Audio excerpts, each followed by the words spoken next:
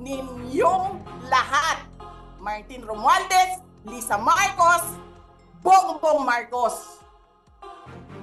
This country is going to hell because we are led by a person who doesn't know how to be a president and who is a liar.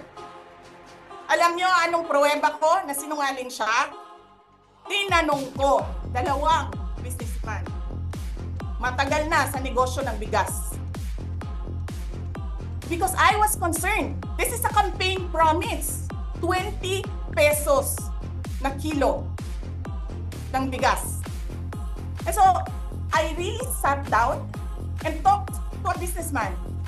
Sabi ko, sabihin mo sa akin, kung magagawa ba yung 20 pesos? Sabi niya, hindi.